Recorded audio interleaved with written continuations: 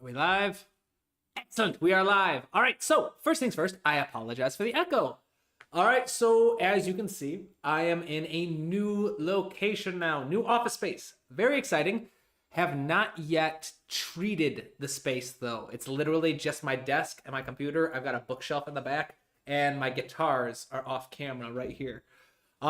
So today, I'm probably gonna keep this stream a little short because after this, I want to go out and I want to buy some furniture for the room. I want to get a nice big area rug because I've got beautiful hardwood floors in here that are causing a lot of echo. I want to get an area rug. I want to get some paneling to put on the walls, maybe some squishy chairs. Just some stuff to kind of help absorb some of the sound. All right. But in the meantime, we can still have some fun, right? So let's see here. Let's pull up some stuff. I was thinking in the meantime, I'll try to write something choral, shall we? Unless someone else has ideas for something you'd like to see or any questions about music theory. Hey, Symphonic, welcome, my friend. All right, awesome. So there we go. We got the piano set up. Let's write something simple, shall we? Let's do a chord progression first. I'm going to start with my favorite combo because I'm feeling a little whimsical today. So we'll go.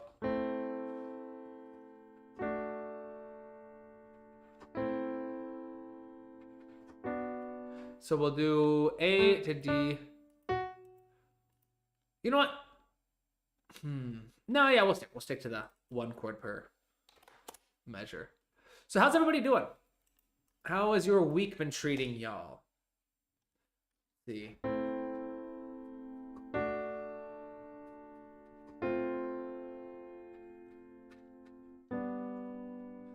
That sounds nice.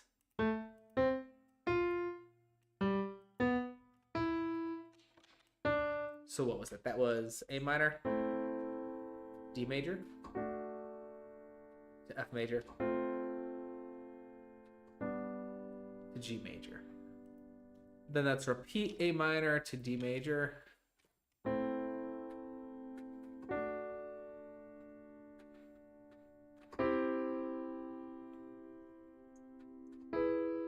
That sounds a little too dramatic.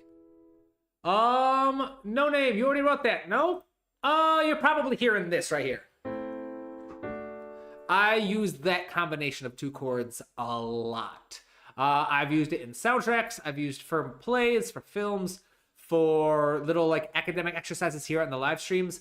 There's just something about the minor chord into the major chord a perfect fourth away that I love.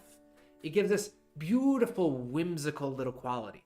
Now, the really cool thing is, and it's one of the reasons why it's really stupid why people get butthurt about chord progressions being taken, is harmony is only one of 9 parameters of music. We also have rhythm, register, articulation, texture, timbre. I already said rhythm. Dynamics. How many is that? 1, 2, 3, 4, 5, 6. We have melody, which is pitch. And so 1, 2, 3, 4, 5, 6, 7, 8. There's one more. Which one am I missing? Rhythm, register, articulation, texture, timbre, tempo. Tempo is the last one. So you can have very similar chord progressions between multiple pieces, and yet they can still have a completely unique identity. This is one of the reasons why pop music, some of the, what are the 4 chords? What are they, like C?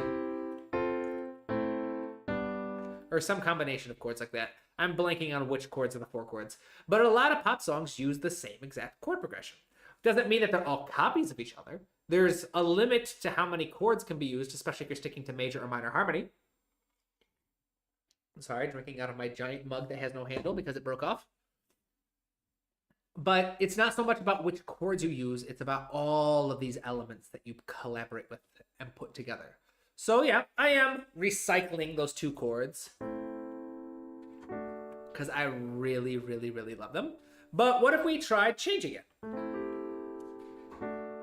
So yeah, what if we, instead of an A minor, we went with an A minor 7, where we mute the 5th That way it's easier to see it. And now we have a...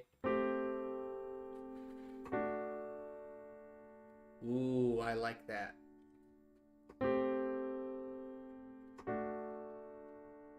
Ooh, you know what? Yeah, let's just focus on that, shall we? I'm going to stretch out this production a little bit.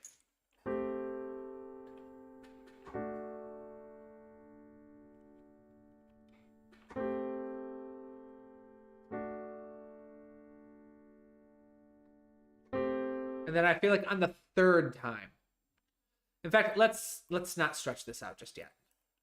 On the third time, I'm going to start out as if I'm going to do the same thing again. And then we'll go somewhere less predictable. Let's see here. No name, like, welcome, my teleported bread. Welcome, my friend. Good to see a familiar face. No name, you showed those in your motif writing tutorial, right? Can make that an ostinato. Oh, definitely. Yes, so yeah, like I said, I probably did. The whole... I've used it a lot. That's a chord relationship that I adore. It's one of my favorite sounds. I don't know why I enjoy it so much. I just do. So let's see.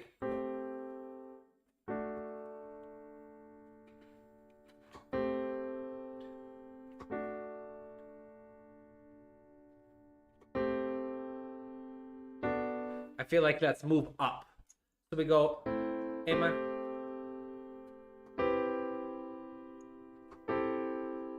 We'll do, I like that, the C major, 7.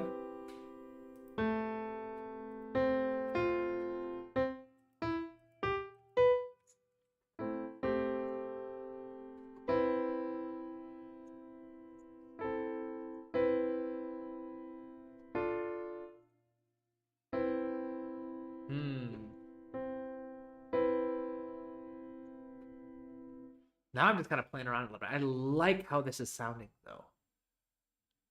I teleport bread. Are chord loops considered ostinatos? No, they are not. You can use a chord loop to create an ostinato, of which the plural is actually ostinati. So an ostinato, I don't know why I'm overpronouncing it like that, but an ostinato is a short, repeating rhythmic idea. So actually, let's talk about making ostinati, shall we? But first, let's finish this chord progression. We got the bum, bum, bum. So it was...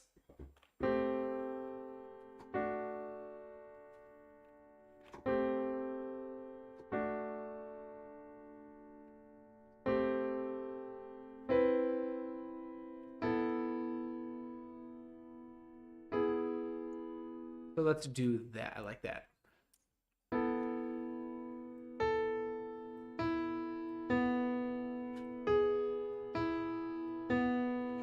Let's listen to this.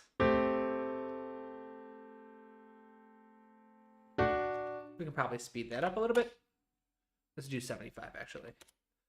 And then for whatever reason, those are clipping, so...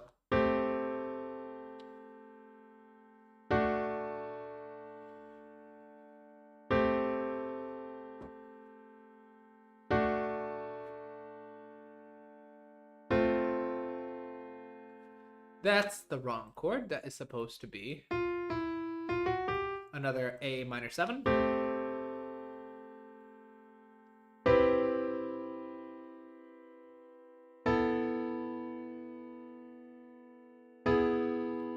I love this. This is a very dramatic type sound. Now, the issue I'm having is I don't like the tempo, so I'm going to show you guys a cool little trick for tempo. If you want to humanize the tempo, all we're going to do, I believe I've shown this trick before, but a very simple trick for humanizing tempo, and we don't even need an instrument. I don't know why I went through all that trouble, is we're going to turn on the metronome, and all I'm going to do is I'm going to tap every other beat. You can tap every beat. You can tap the downbeat of every measure if you'd like, but this is 4/4 times, so I'm going to go 1, 2, 3, 4. 1, 2, 3, 4. So I hit all the 1s and 3s. Now, as I do this, I'm going to mark it with my MIDI keyboard, And I'm not going to worry about following the metronome completely. I'm going to focus instead. In fact, let's get a nice, cool little instrument, shall we? Actually, let's make this interesting. Let's put up a clave. Let's see. Individual, unpitched metal. Oh, not metal. I want unpitched wood. Claves. Here we go. So there we have our clave. So now you're going to be able to hear every time I hit it.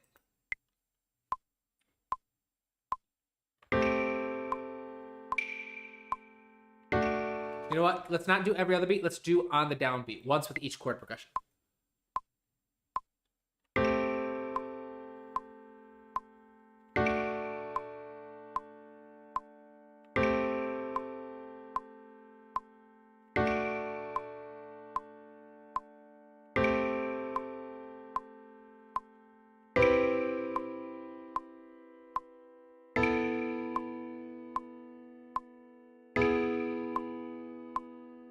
All right.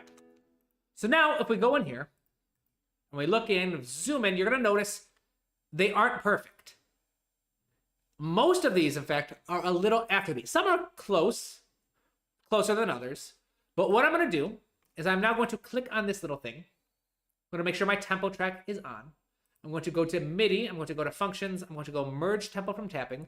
I'm going to tell Cubase how frequently I tapped, which was once at each bar. I'm going to make sure begin at the bar start is clicked, and boom. Look at how my tempo now is humanized. It changes ever so slightly, all right, which is going to give us a significantly more human feel to our chord progressions. And next, let's re-record. Let's re-record these chords.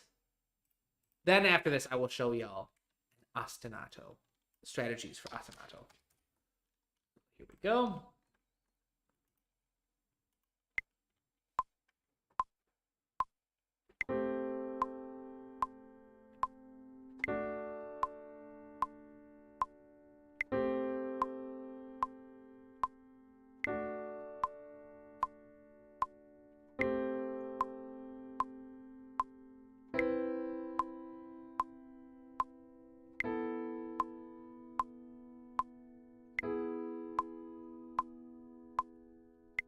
All right. Let's glue that together. Let's make sure all of this is quantized to our new humanized tempo. And then let's chop this up and we will repeat it. Because we're going to play our chord progression. And then when it repeats, we will add an ostinato. Or should we do the bass line? What do you guys think? Should we do an ostinato first, or we should do the bass line first?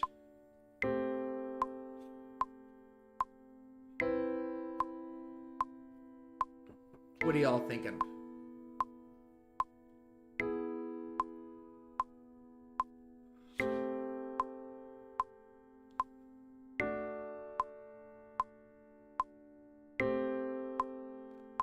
Ostinato? All right, let's do an ostinato.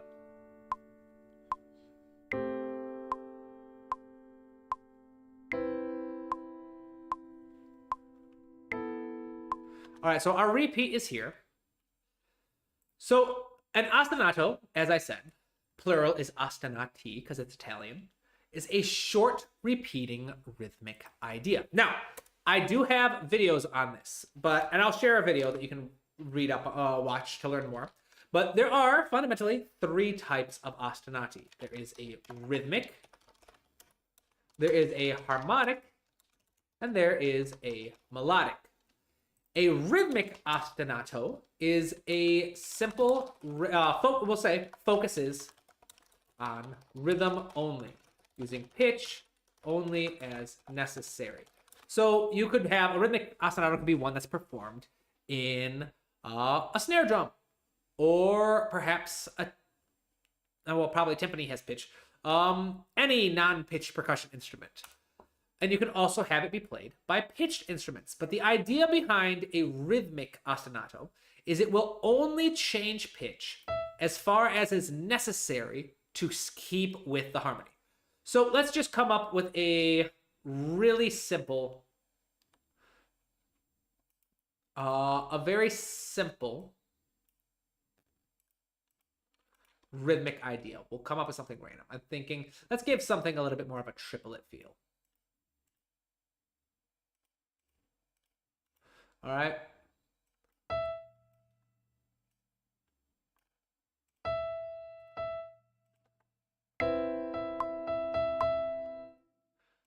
That's a bit busy.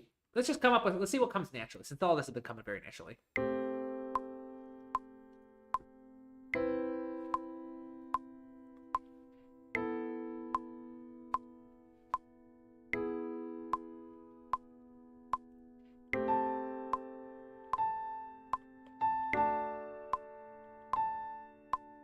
All right, that's our rhythmic idea.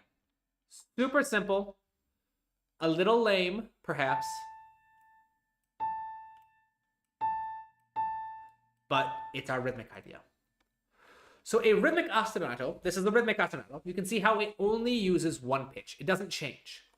Now, this rhythmic ostinato might change because we've got another A here, another A here, and we've got another A here. That's fine. And then we have A here. That's perfect. It doesn't need to change. However, here, there is no A natural in C major 7. So we need to swap it up. I'd say, let's go up to B. And then we can come back down to A again, because there's an A here. And then we'll come back down to G sharp. So now we have our rhythmic ostinato.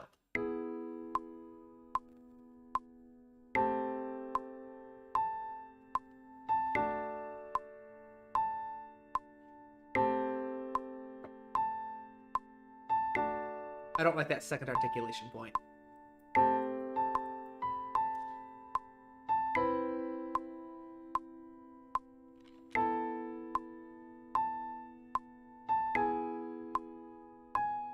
All right, so it was a bum. It was the second one of each measure. And then I feel like this should be stretched out a little bit more. We'll make this an 8th note instead of an 8th triplet. Don't know why it was an 8th triplet. I think that was just what the grid was set to. And so we have our rhythmic ostinato. Again, the idea behind a rhythmic ostinato, rhythm only pitch is necessary. Rhythmic ostinati will not change pitch while played over a single chord. They will only use different pitches as necessary to continue working with the underlying harmony. All right? Does that make sense? So our next type is a harmonic ostinato. A harmonic ostinato, very much like a rhythmic ostinato, is going to focus on the melody, or like the rhythm. All right? So if we repeat this again, what would happen with the harmonic ostinato is we could use an identical rhythm. Oops. But we'll say we'll go down to C. A harmonic ostinato can change pitch while being played over a single chord.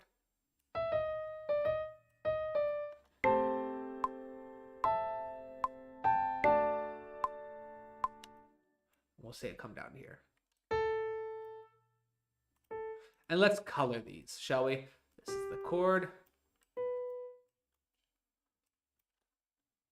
We'll say this is a tenor. We'll do tenor 2 because those colors tend to be a little less striking. And then this is our rhythmic ostinato, which makes this our harmonic ostinato. And again, all ostinati, by their definition, focus on a repetitive rhythmic identity. The different types is basically how they use pitch. So a rhythmic ostinato will only use one pitch per chord as necessary. A harmonic ostinato will use as many pitches as necessary over a chord, but it will limit itself to only pitches found in the underlying chord.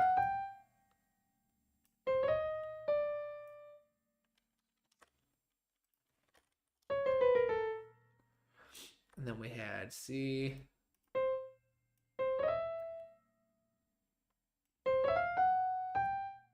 And then this was C major.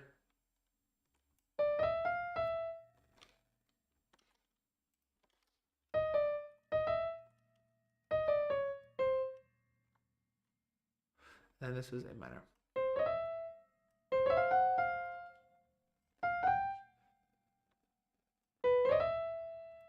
Then let's listen to this real quick.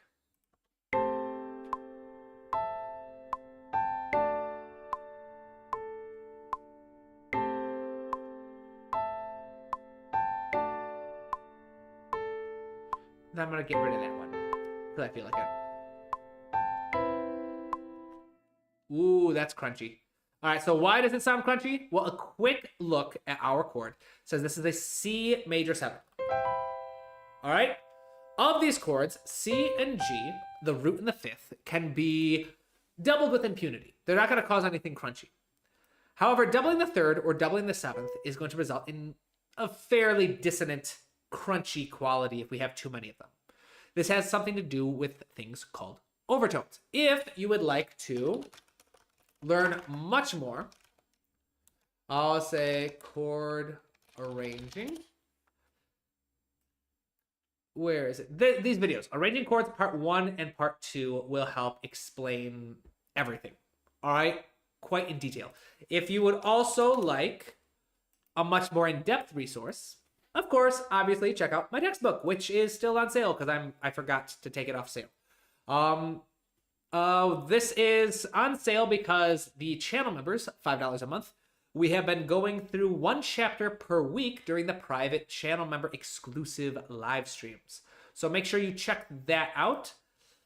But let's see why it sounded crunchy.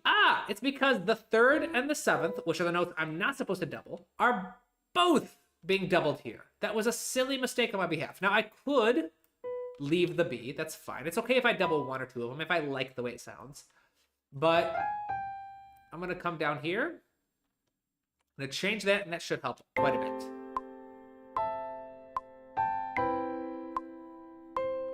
Let's bring this down.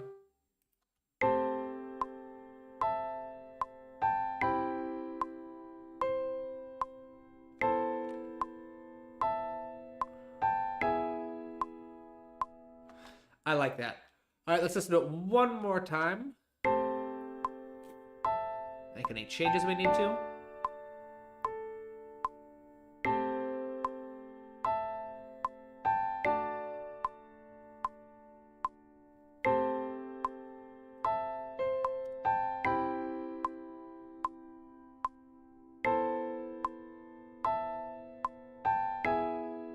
Let's change this one to give a little bit of a difference.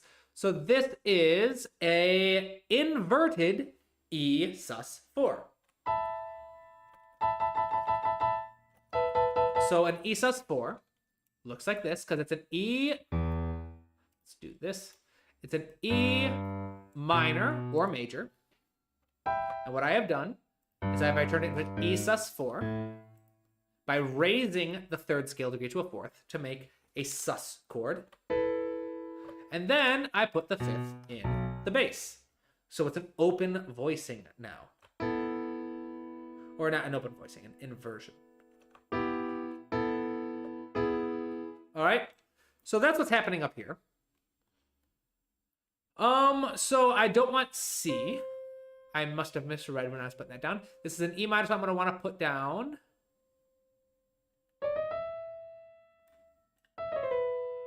Let's try that. No. We'll just stick with the E.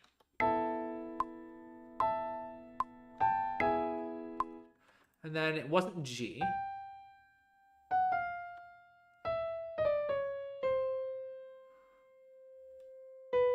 Let's try that.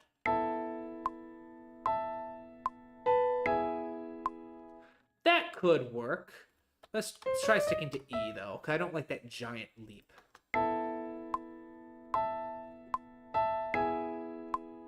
I like that nice unison at the very end.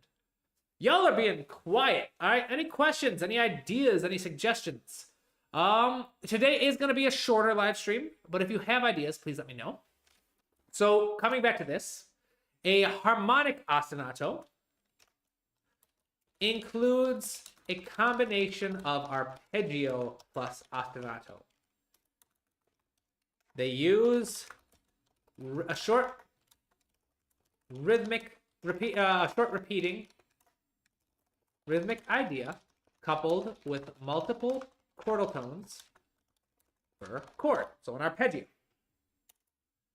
I teleported bread. Let's see. When I was learning theory and composition, I wasn't really taught how or when to use things like dynamics, tempo, meter changes, articulation, crescendos, etc. Do you have any advice on using those? Ooh. All right. So each of these is slightly different. Dynamics, tempo, meter changes, articulations. All right, and crescendos, etc. There are different ways you can use them. One thing I will say is crescendos, articulations, points like that can be used for additive purposes. If you want to accent something, then crescendos, accents, things like that can be worked really well. I'm going to recommend a resource, a couple resources first, then we can talk about a practical application. All right, go to my website. There are 2 resources. One is my Academy page. These are free classes. If you do take them, please consider donating. Even $1 is very, very helpful.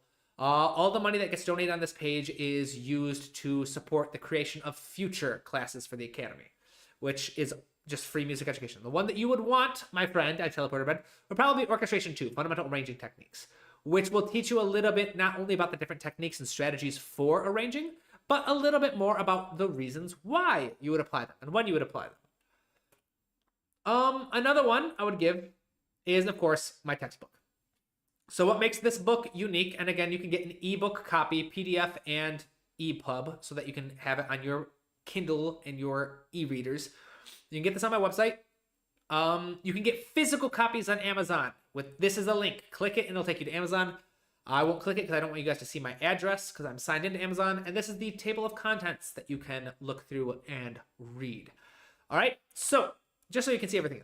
The cool thing about this textbook is it teaches music composition through the lens of storytelling. So every single tool you learn in this textbook, every single strategy, every single thing is taught very specifically on this is why you would apply it and when you would apply it. This is how you would use these tools to help bring a character to life, to help bring a love theme to life or an emotion to life, or et cetera, et cetera, et cetera. So those are 2 great resources. Now, for you specifically, something you can use right now. You named specifically dynamics, tempo or meter changes, articulation, and crescendos, all right? 3 of those I can help with a single tip.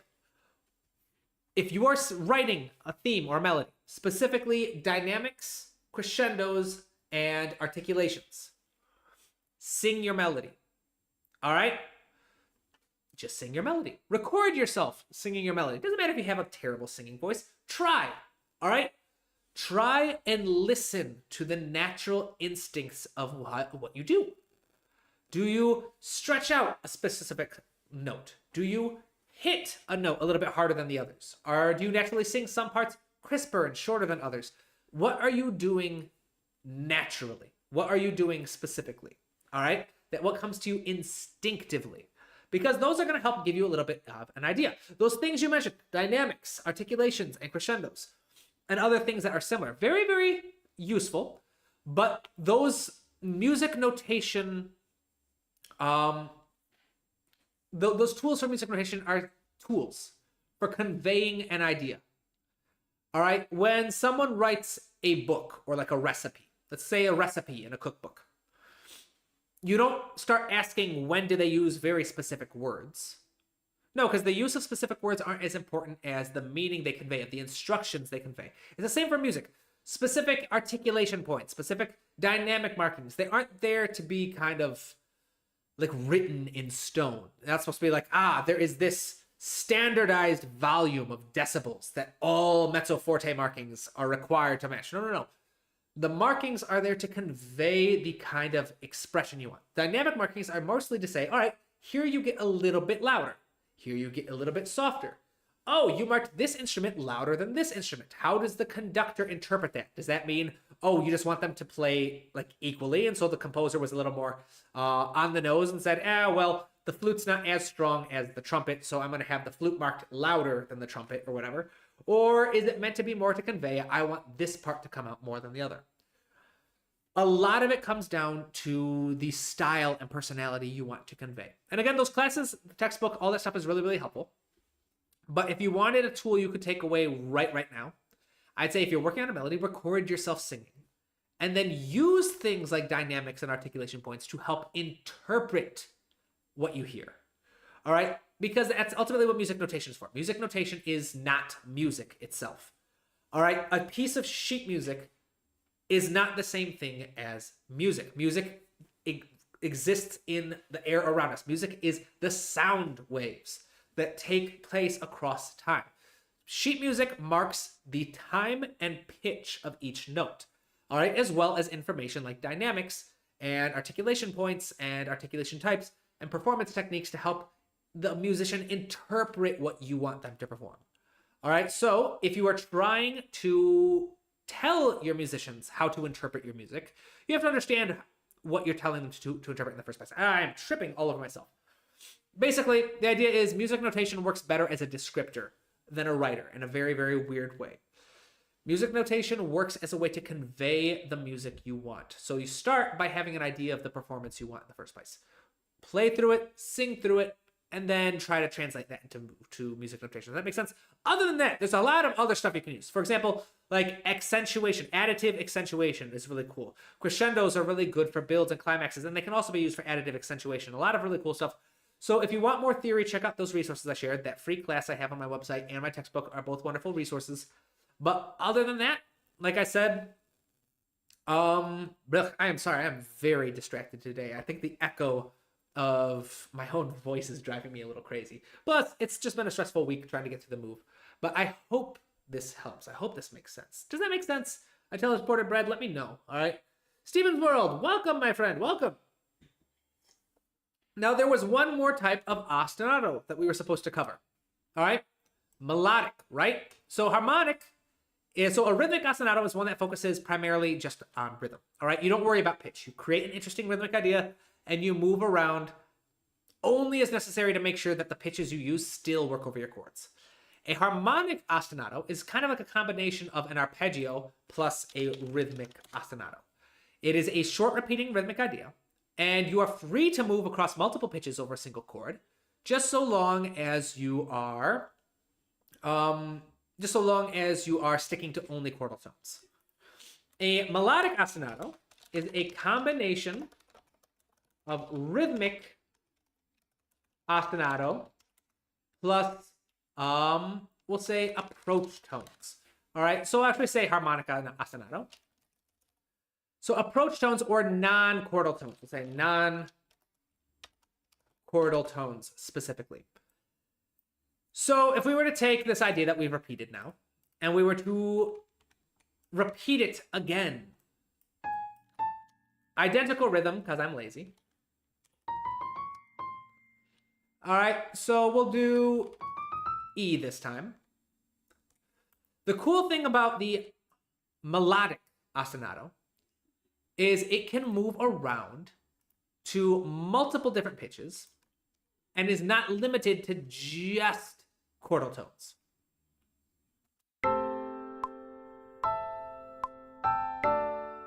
So we could go A, and then we could see here. Let's do...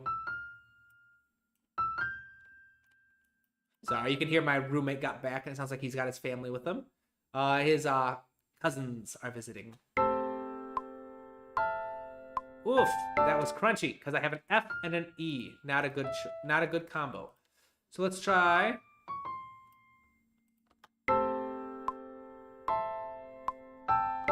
And then we'll have this be our approach tone. So D does not belong in the underlying chord of an A minor 7. And it might be a little crunchy with the G and the A below, but we'll see how it sounds.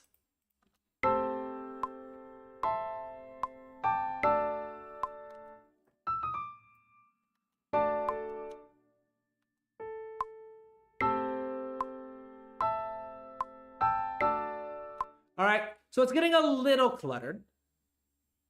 But let's see here. Hey, welcome, Mohammed. Welcome.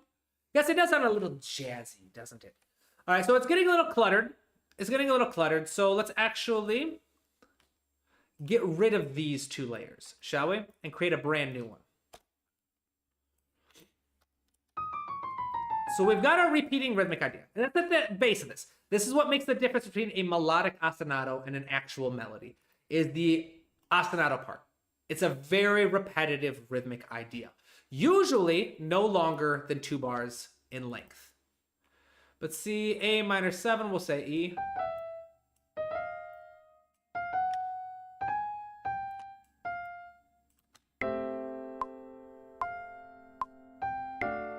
And then we'll do F sharp. And then we'll do, this is another A minor 7, so we'll do.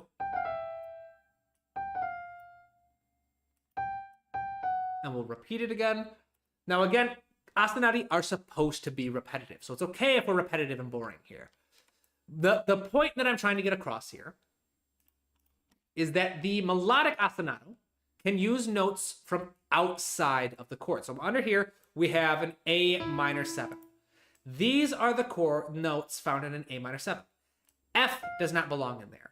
This is the D major. F sharp does belong in there. So we can use notes from the underlying chords, but melodic minor is not limited to only notes from underneath the the underlying harmony. So let's see another A minor. Let's do this. Then this was C major. So we'll do a B.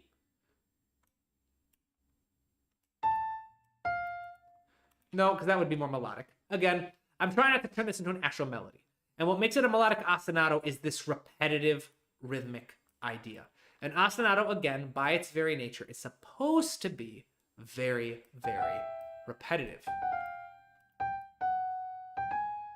So let's listen to this.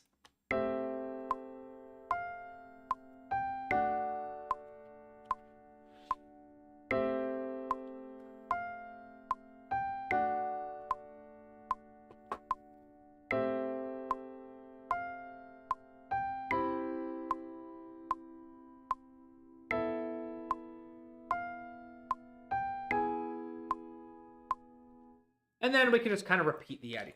So let's listen to this from the top, shall we? So first, Steven's World. Question, should I make an 8-bar non-repeating melody or 12 or 16? Do you mean 8-bar, 12-bar, or 16-bar? I usually go with 8-bar melodies. 8-bar melodies are kind of standard. Most melodies will be either 4 or 8 bars.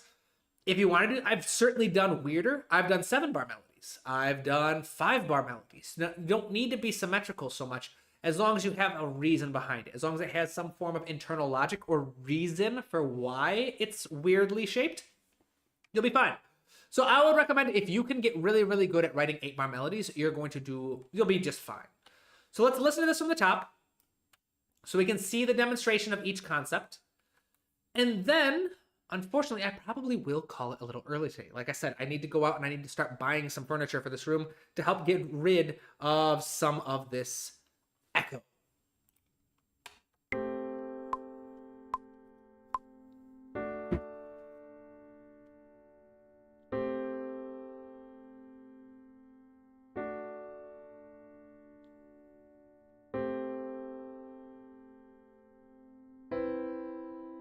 I really like this chord progression. I might actually turn this into a real thing. And first we have our rhythmic ostinato. A reminder that the rhythmic ostinato is marked by its lack of basically moving over pitch. A rhythmic ostinato will be a repeating rhythmic idea with only 1 pitch per chord, changing pitch only as necessary to stay with the harmony. Sometimes it won't even have pitch at all. If this is played on a percussion instrument that's non-pitched, it's very easy to have one that doesn't. A harmonic ostinato will stick to a single rhythmic idea, repeating, but it can move around to different pitches as long as it sticks to only notes found in the underlying chord progression, or the underlying chord specifically. It's an arpeggio, basically.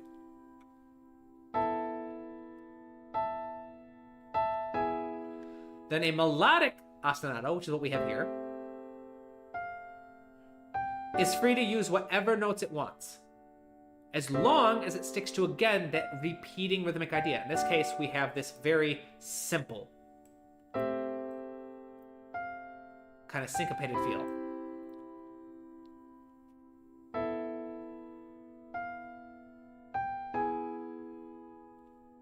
And then we're back to our rhythmic and harmonic ostinati.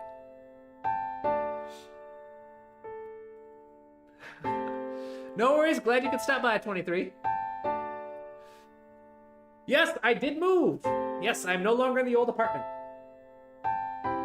Which I can talk about that again on another time.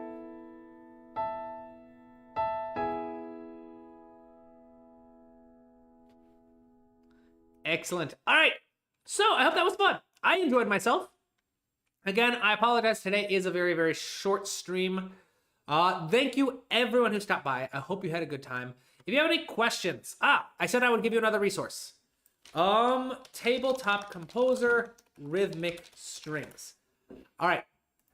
Check this out, this video right here, how to write an ostinato. Much more in depth. It will cover each of these 3 types with significantly more detail, including some tips and tricks for making sure yours work really, really well. All right, so check these out.